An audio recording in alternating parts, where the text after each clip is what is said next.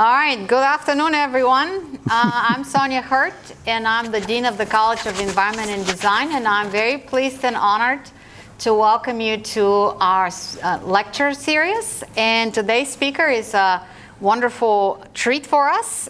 We are having Mr. Charles Brewer, who is one of this nation's foremost entrepreneurs, and he has founded 3 highly acclaimed companies in 2 industries over his career.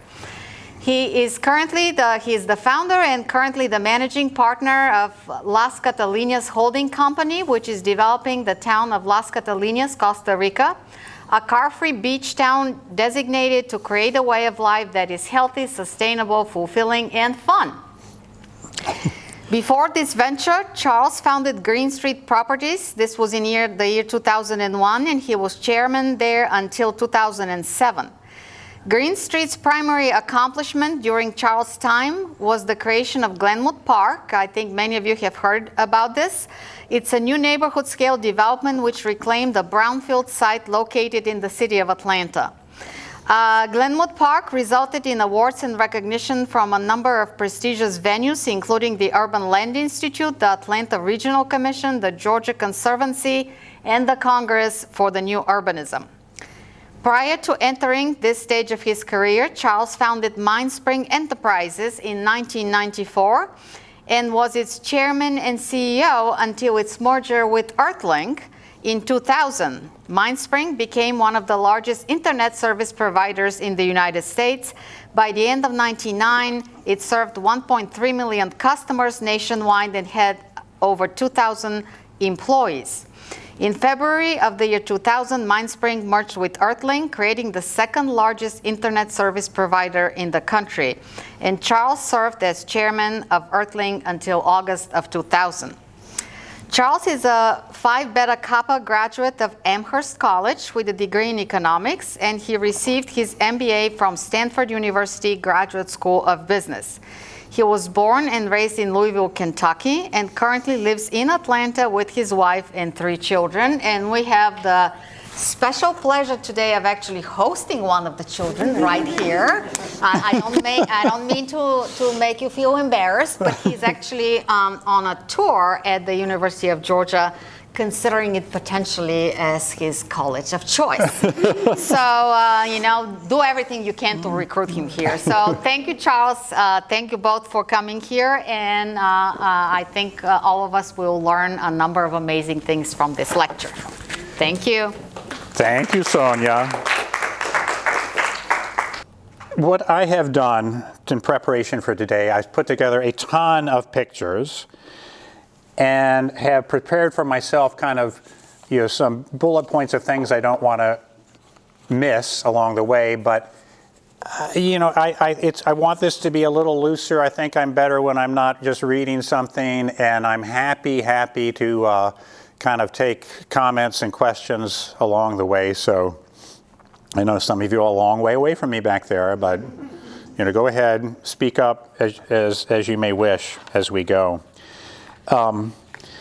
So as you just heard, I came from a different industry. I've always been really interested in places and have been, I guess, an explorer. That's my primary quality in life, I think, is as an explorer. So I'd always been interested in, places and what makes some of them appealing and what not. But I'd never really thought about it that in an organized way until one day in 2000, and after the whole Mindspring Earthlink thing, which you guys have never heard of Mindspring or Earthlink because you're too young, but I'm telling you, in the 90s, this was a big thing. Ask your parents about it. They'll testify. I wanted to find a business that would do something positive for the environment because that's been a long-standing interest of mine. I'm kind of an outdoor guy, and so. Actually, there was an article in the Atlanta paper that says, Charles Brewer wants to find a business, does something good for the environment. And some architect in Atlanta called me up and told me about new urbanism. I didn't know there was such a thing. And it sounded interesting. He said it had a huge impact on the environment in a good way. And I asked him for a reading suggestion. And he suggested I buy Suburban Nation, which was a new book at the time by Andre Stwani and a couple other people. And I bought it that day. I read it all that night. It's a pretty simple book. And I was just hooked because the concepts of how to do this and the importance of it, it's just so overwhelmingly clear to me.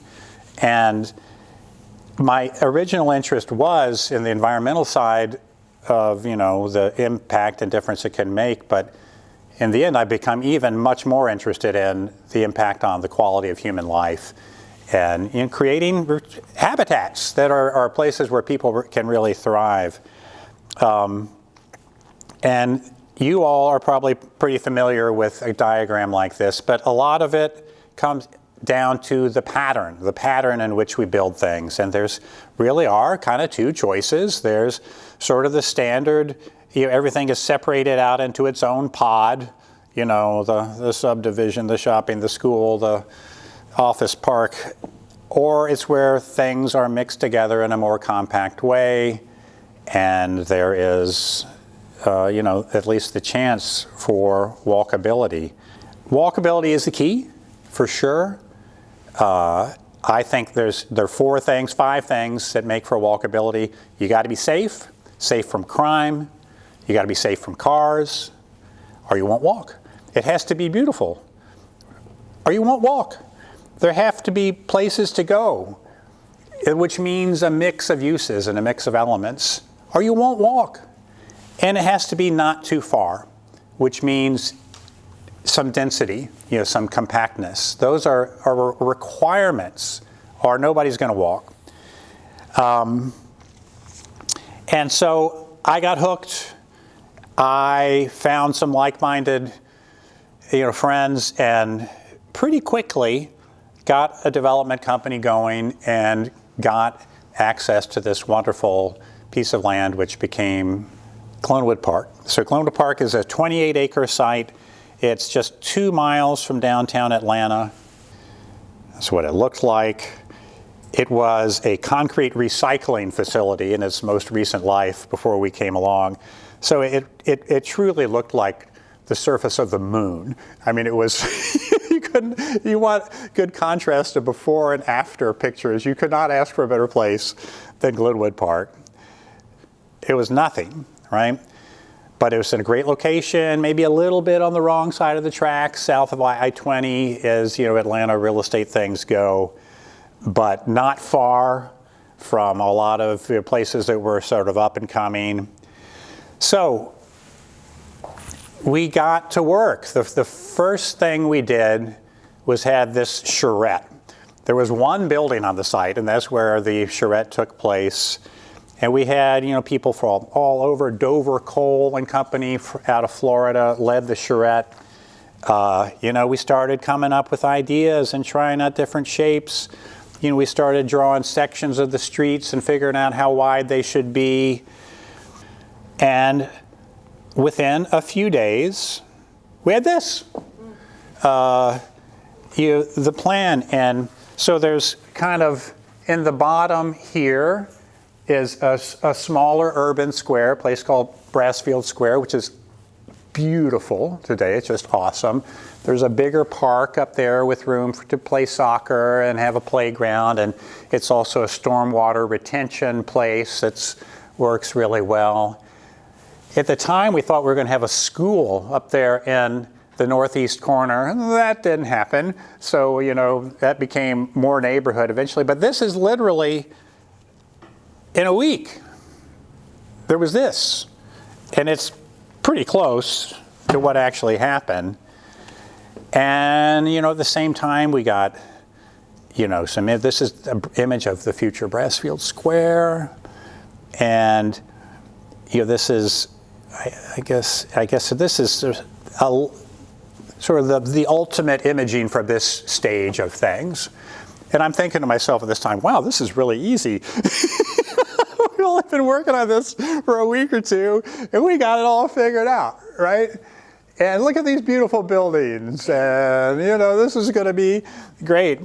But there were many battles yet to come because, this kind of development is basically illegal.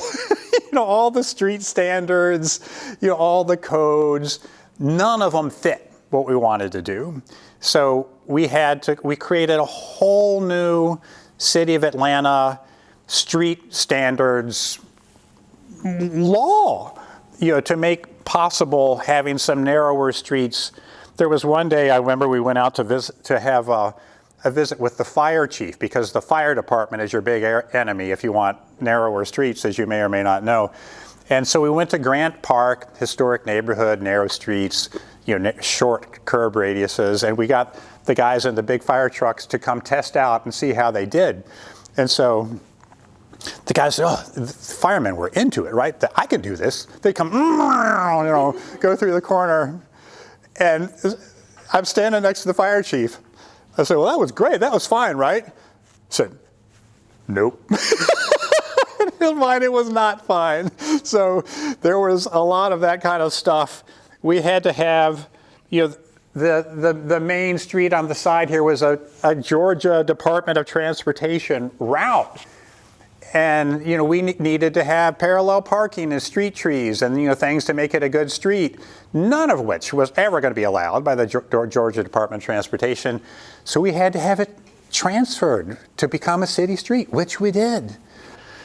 So what seemed so easy after the first week turned out to be not quite as easy as we might have thought, but bit by bit we worked through it.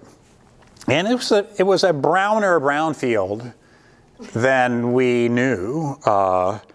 We knew that we had 40,000 cubic yards of wood chips buried in our site for reasons that no one could could explain, but we did. But we also ended up having a number of underground storage tanks, and nobody knew they were there, and every time we'd find one, it was a big emergency. We'd have to figure out what it is. That really, really was very sort of devastating for the economics of the project, because there ended up being a lot of extra costs around that. But we kept going, and eventually we could start putting in some streets. And it started to look a little more organized, and we got to plant some trees, as I guess is the first thing that ever really got vertical in Glenwood Park. And before you know it, we started building houses. The way we did it in Glenwood Park is we never built houses ourselves. We sold lots to builders, a few at a time, like a handful at a time. They would build houses, sell houses, buy more lots, build more houses. We did a lot of townhouses, and these we did, in joint ventures with various builders, and all kind of different ones. Townhouses that have a detached garage and a little backyard. I think in this picture are actually townhouses that are basically a garage level, then a one-level flat, and then a two-level townhouse on top of that, which is kind of an innovative product. Did really well. We had 40,000 square feet of retail, and all with condominiums on top. And so bit by bit, it takes shape. I was going to go and take a bunch of current shots, but the last 2 days have been so ugly that I didn't do it. But I have a few. So that's what, sort of the central townhouse street looks like today.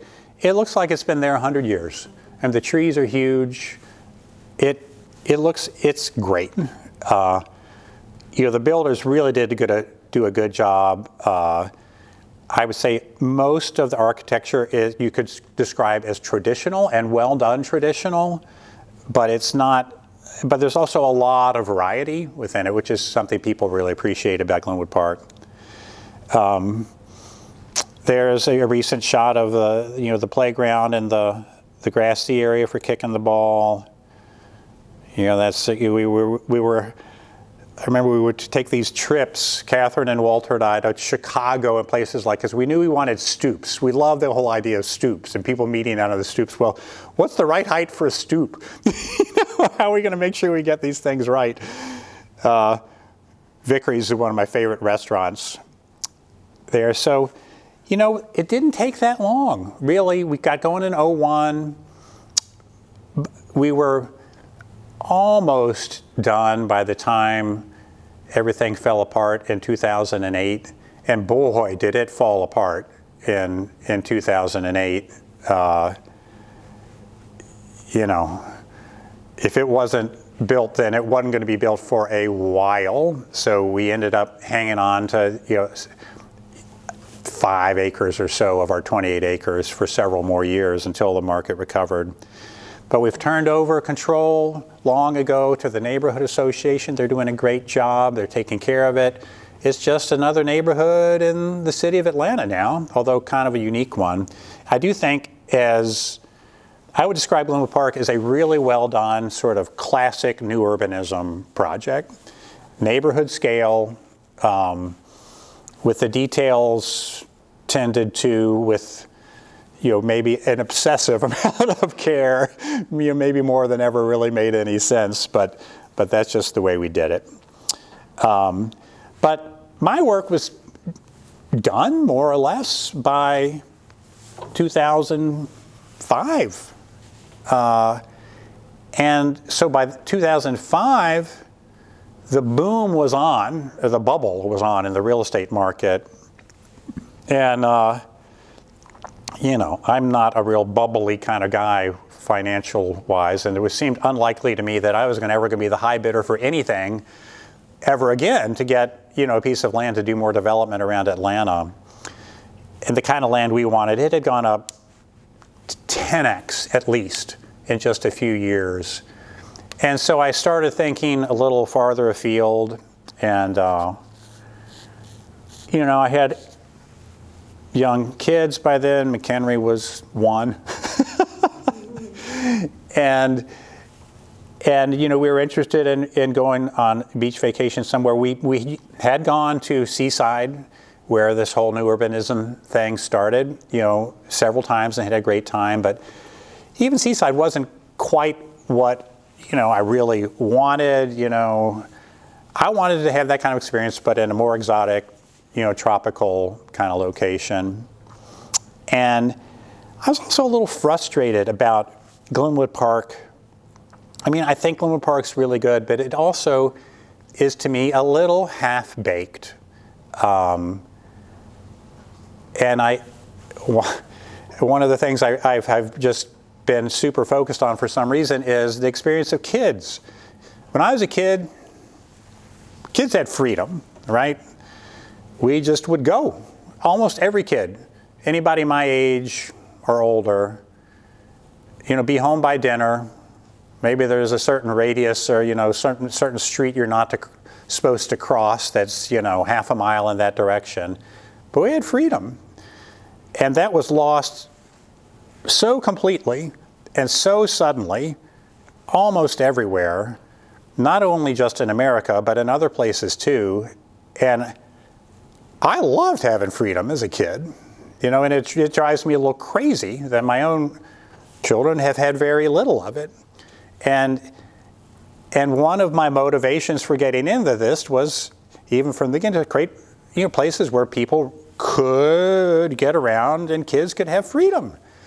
But does it happen in Glenwood Park? It does not. Why does it not happen in Glenwood Park? In my view, because there are cars there. And if there are cars there, there's a chance that your kid can get run over, and there's a chance that your kid can get snatched. And I think that's really what it comes down to. That, you know, parents don't want to let their kids have freedom, and those are the two big reasons. Afraid they're going to get run over, or afraid they're going to get snatched. And the only way to get rid of those concerns is to get rid of the cars. Because if there are no cars, obviously you can't get run over, and you know what? Without a getaway vehicle, you can't get snatched either. And so that made me think, where could I do a development with no cars? I'm thinking to myself. But it sort of meshed up with this idea of being frustrated about, you know, finding a beautiful, you know, beach resort town, and also merged up with this idea of doing something with more slope, because my favorite places as I've traveled the world are a lot of times places with they're hill towns, places with great views and topography, and so all of that could sort of come together in Las Catalinas. I started looking around for a place where I might pursue this concept in '05, and by the summer of '06 found, this.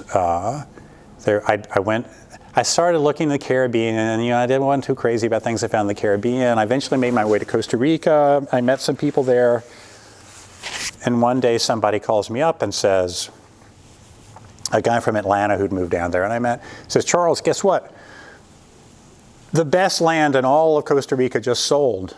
I said, oh, what's that? A place called Las Catalinas. Who bought it? Ed Podolak. I'm like, Ed Podolak? I know Ed Podolak. Ed Podolak is a former pro football player who was a real estate agent out in Colorado, and I'd met him the previous summer. So I call up Ed Podolak and say, Ed, I hear you just bought the best land in Costa Rica. Not exactly. So Ed and partners had it under contract, and so it's 1,200 acres. It's not far from the Liberia airport, 45-minute drive. It looks like it's totally in the middle of nowhere here, but it's not really. There are people in towns nearby. If you look back in the back part of that bay, it's Potrero, it's Flamingo. There's civilization nearby. But it was completely empty. And truly a sort of a blank slate. We had a vision, and we totally had a vision. The first thing I ever did about Las Catalinas was to write down, this is what this place should look like in 10 years. And it's a wonderful document to have now, because that's exactly what it looks like.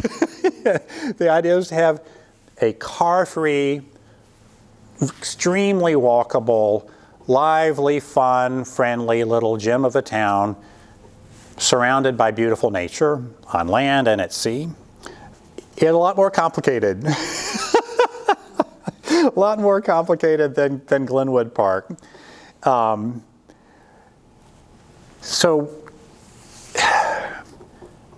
Actually, let me back up a little more. So why? Why would I do this? Because here I could have more degrees, or we could have more degrees of freedom on experimenting with things like no car. In my mind, kind of take this whole urbanism, new urbanism concept to the next level, and have kid freedom. And what do you get out of having no cars? Amazing, wonderful basket of stuff. You get natural sociability, because when you come out of your house and the first part of every trip is on foot, and you're in this beautiful environment, everybody's naturally your friend. If you come out of your house, get in your car in your garage and go start driving, everybody is your enemy. Completely your enemy. You do get the kid freedom, but you get safety. It's by definition this incredibly safe environment. There are all kinds of crimes that sort of can't practically happen very well in a car-free place. You get peace and quiet. No booming bass lines going by the street in the middle of the night, et cetera, et cetera. You get beauty. It is so much easier to design beautiful buildings if you don't have to put a garage in them. It's just ridiculous how much easier it is. So you get better looking buildings. You get this incredible automatic increase in density. At our scale, which is kind of human scale, 2, 3, 4 story stuff, I think it's easily a double. Cars take up so much space.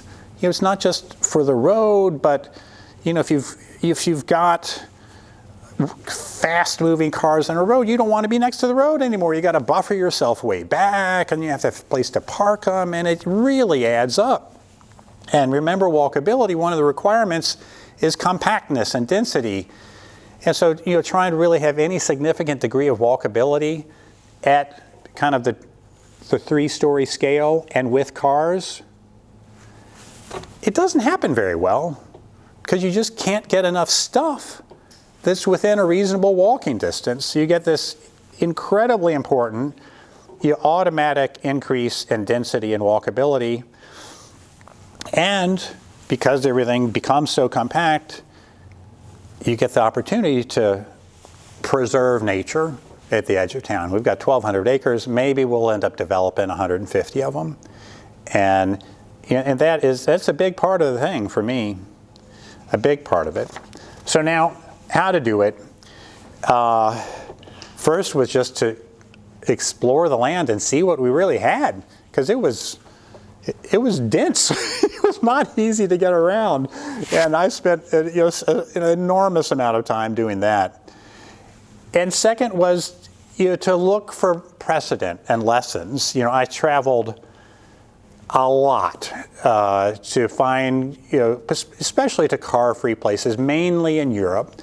Also some in parts of Central America, and went to places like Ez. So and Ez was basically my first stop. Ez is this beautiful, incredibly small but incredibly cool hill town in the south of France, and I end up doing things like, all right, why is this place so great? And because it's like these 4-story buildings with super narrow streets, and on flat ground, that's kind of fun, but it's also kind of claustrophobic, right? But you take it and put it on this steep hillside, and all of a sudden it's magical. It just opens everything up, and it's like this secret ingredient of making these dense, walkable places incredibly cool. And I think this is from that same trip. This is, the rules of how to build a hill town. Things like, basically, it's either flat or it's paved, because otherwise erosion just kills you. On the downhill side, if it's steep, it's 1 story up from the street. On the uphill side, it might be 3 or even 4. Any unit, residential house or apartment needs to have a great view. If you're going to go to the trouble to being up this hill, you need to have a great view. Slope is the magic ingredient, blah, blah, blah. And so this collection of lessons went on, and it continues to this day. Every time I go somewhere, I come back with a lessons from. So there's this big whole library now of lessons from different places. And they're great. Everybody with those views, they think they want glass everywhere, but you don't really. These great places, they don't have a ton of windows. They have, so more walls, less windows. That's an important lesson. Here, another lesson: your very best places, don't give them all over to people's private space. Those are the ones you need to reserve for public accessibility, which happens incredibly well in this town of Pienza. So we did have an early charrette,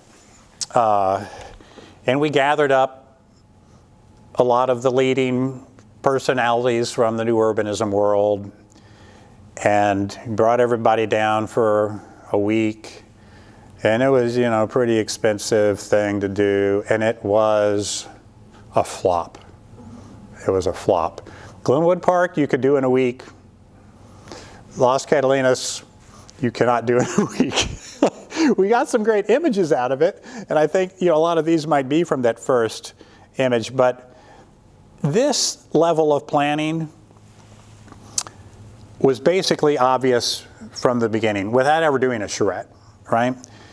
These are the places we should develop. It's basically everything is in this main bowl here. And so the place where it says beach town, that's kind of where things have actually happened so far, 21 acres. And there, some other places along kind of from the point to the point, that's where we're going to develop. And the rest, basically, we're not. This, maybe someday, maybe not. It's kind of far away. I mean, because that's, a mile or two away from the rest of town. It's not really part of the same town anymore.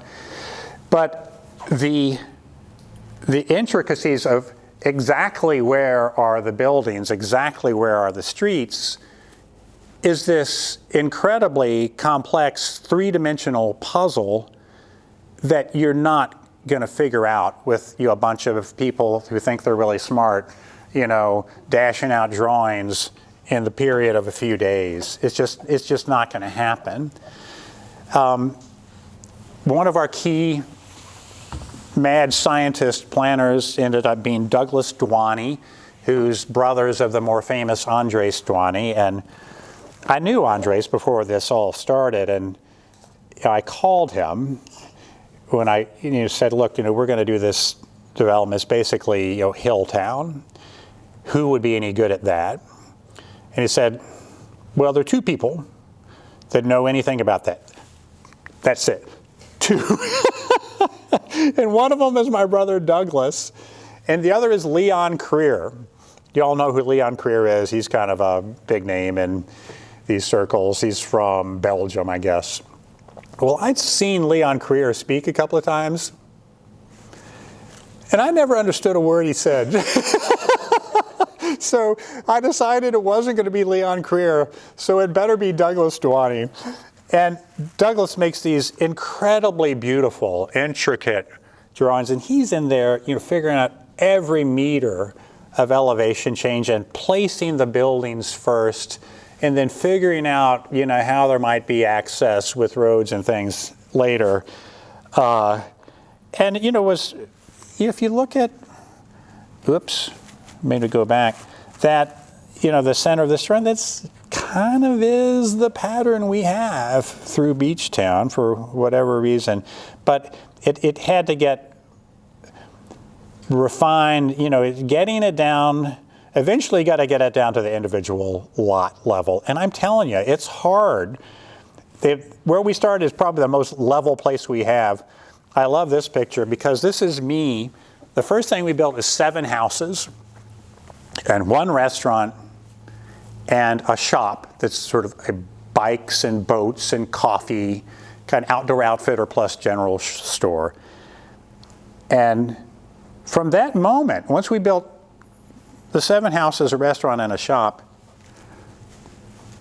Las Catalinas was there. You could come, you could totally experience it and understand what there was more life and pulse than in these big, sort of suburban lot type development places that have been in development for decades, because there's nowhere where, any people actually ever came together.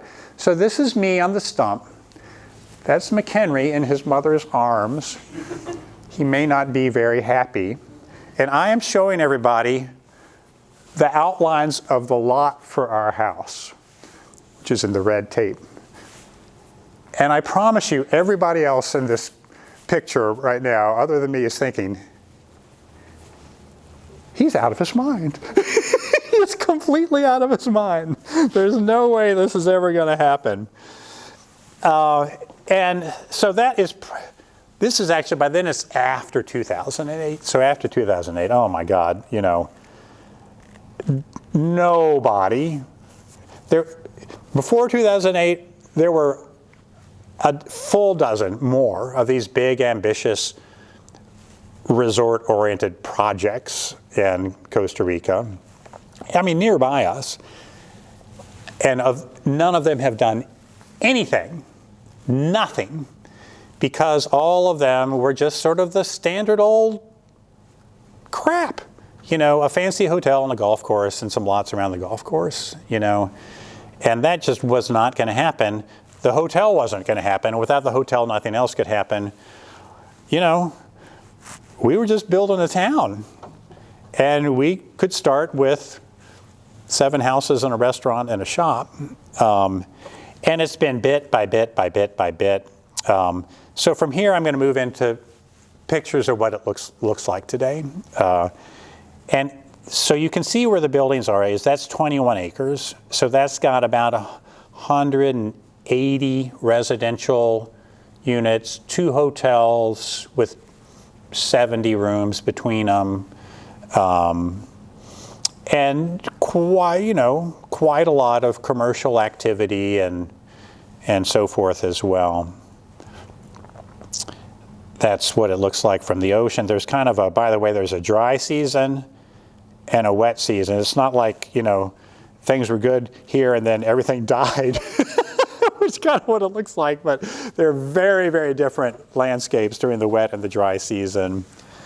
Our beach, by the way, is an incredible asset. It's not a full-on surfing beach the way a lot in Costa Rica are. It has kind of half-strength waves, which are perfect, amazing boogie boarding, body boarding, but still you can do things like go snorkeling or just swim. It's not so rough that those things are out of bounds.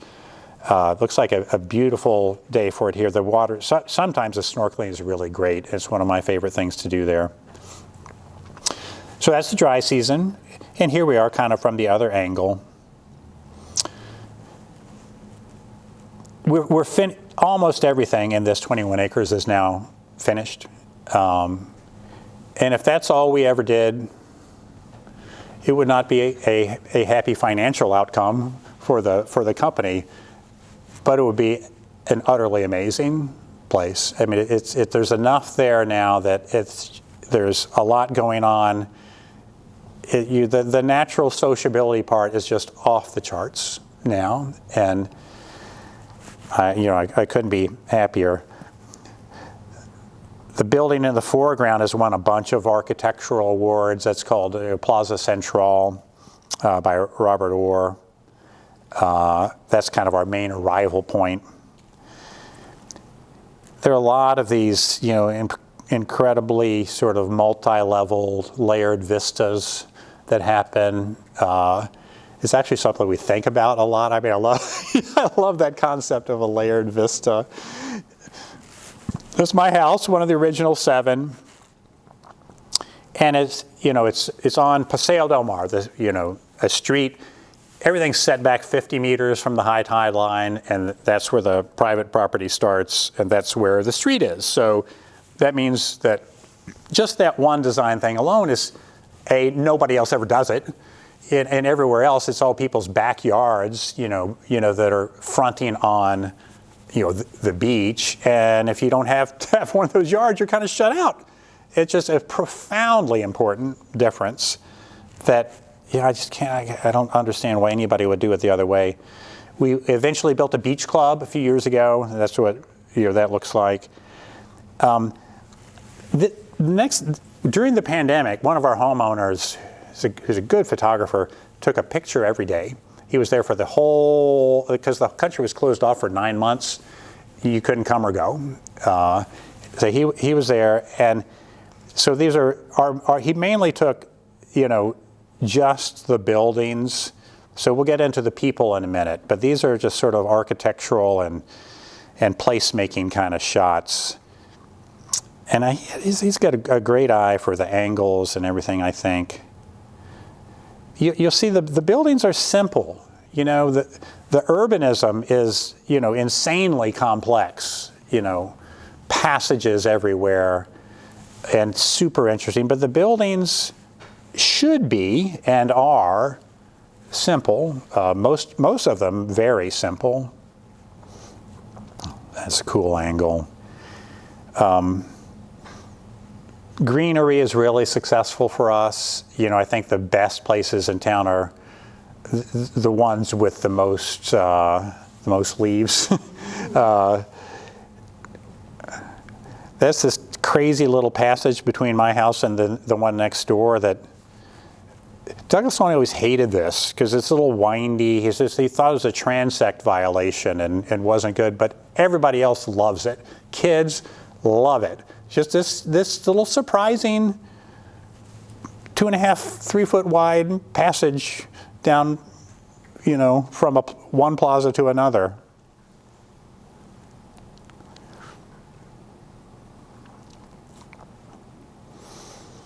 You gets a lot of great flowering trees. It's certain that the tree species down in this area are incredible. Just so many amazing species. So that's a really, fun thing to play around with for us.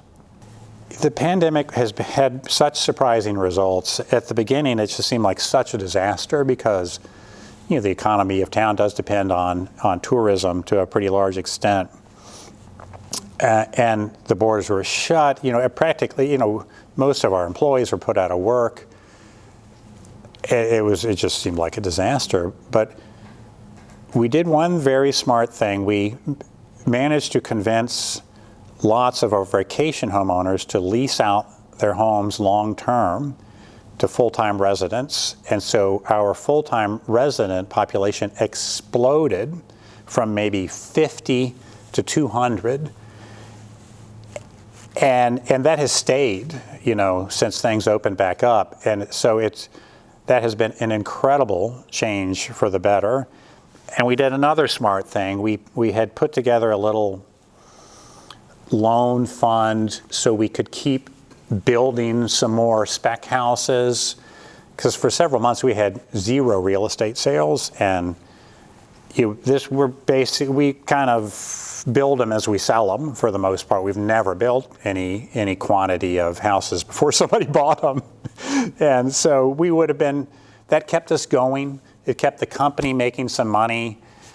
It kept progress happening. And then with all those residents in, by the time we could go back again, people from outside of Costa Rica, oh my God, it was by far better than it had ever been before, and has just continued to improve from there. Because getting full-time residents is super important for us, and it is challenging because, things are not super expensive in Las Catalinas, but they're, compared to the means of most of the people who are already in the area, it's out of reach from, not by that much necessarily, but a little bit. So having some rental options has been super helpful. I should narrate some of these better as I go.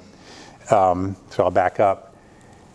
And now as we're moving into some new phases, we're having a broader range of price points, and I'm able to continue to make progress on that. That's the Santorina Hotel, designed by our favorite architect in the world, Ricardo Arismendi, out of Panama.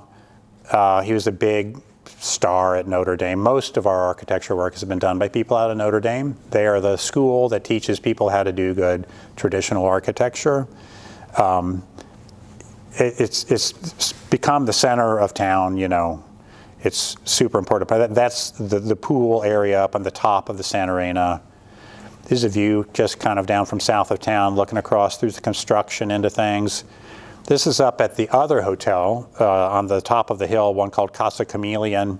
A couple of years ago, maybe 3 years ago now, we got our food market, which is beautiful. This place called Copper and Stone.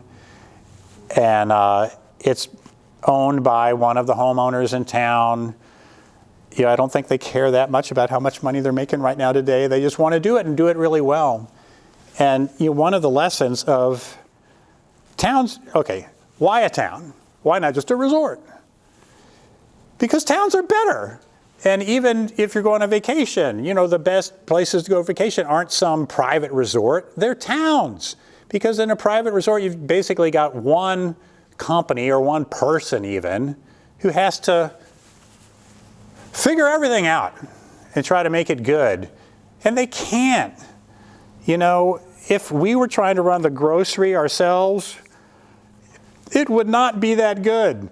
If we were trying to run Pura Vida Ride, the bike shop, it would probably be a disaster, right? If you want to build a town, you gotta let go and let people do things to bring the town to life. And that is a great example. Here's another one. This is the world's coolest fitness facility, which is less than a year old. Chshock Fitness. And he made it kind of looks like this Flintstone-y kind of place. He's reused this one little pavilion building we had, which we weren't really using much. And for some people, my wife included, this is like the most important thing in town now. because there's, fun exercise classes happening every day, and she loves to do that. And, we'd been trying to make some of that happen, our company, but guess what? Not very well. But now with this guy, Chshock, it's awesome. As another great example, you gotta let go and let people do things if you want to, make a fun town.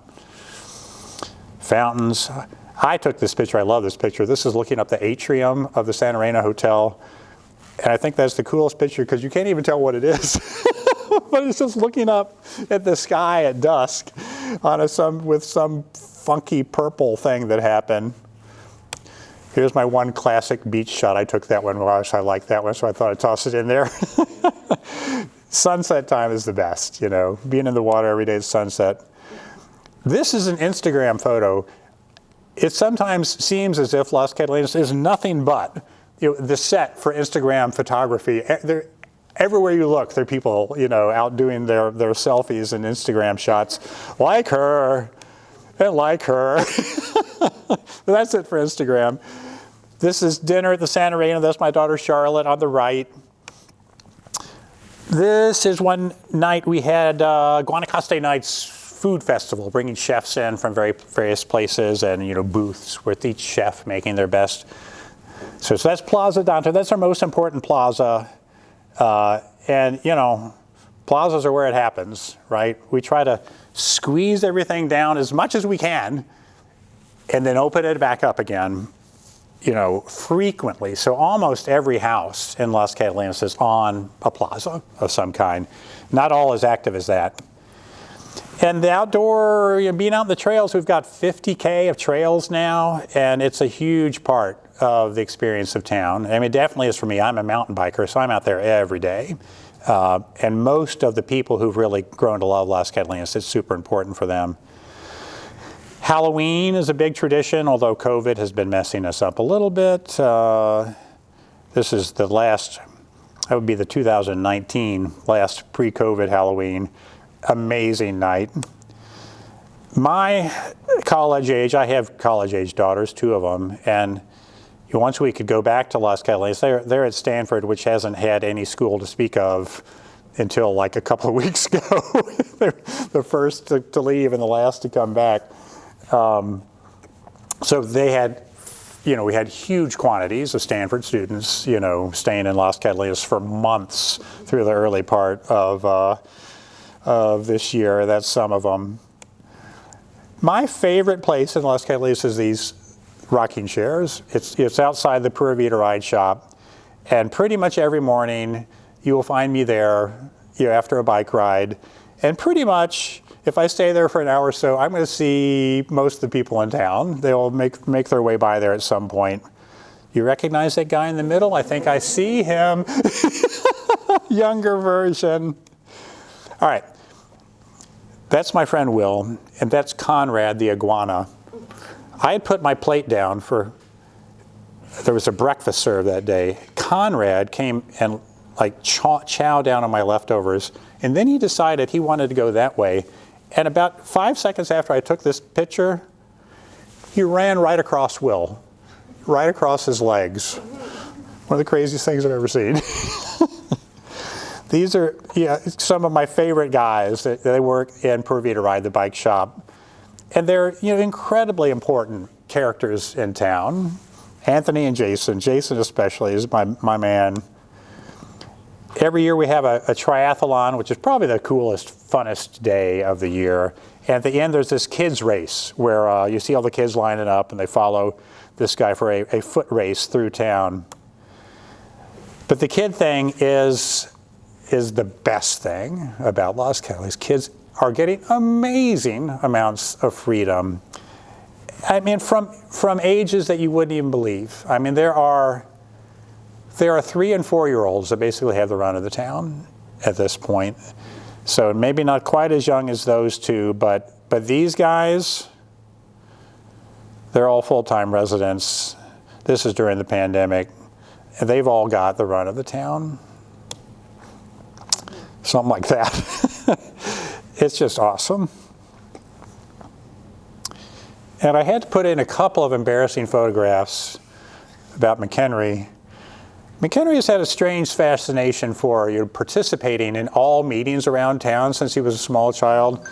So people decided he was El Alcalde, the mayor. And someone, I can't even remember who, prepared this banner for him, which proclaims McHenry as El Alcalde.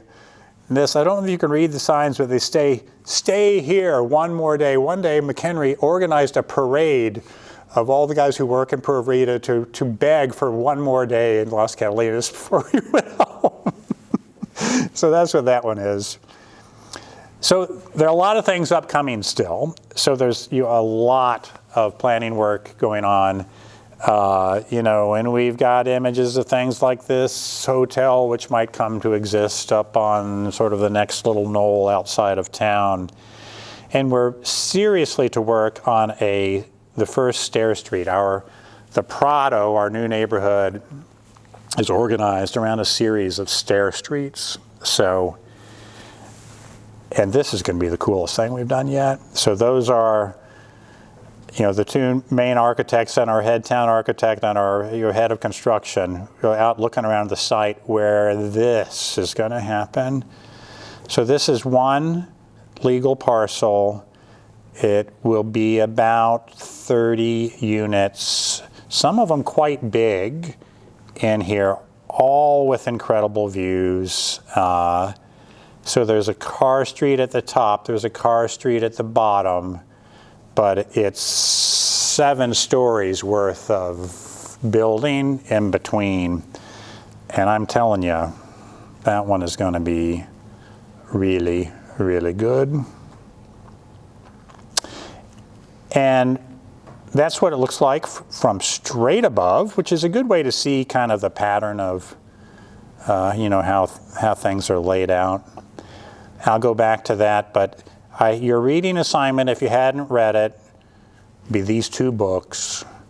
You probably read them because you guys in the field, but Suburbanation and then The Death and Life of Great American Cities. For me, those were the 2 most important ones of all the books on this topic I've ever read. So I'll leave that up to be the eye candy and see what anybody wants to talk about.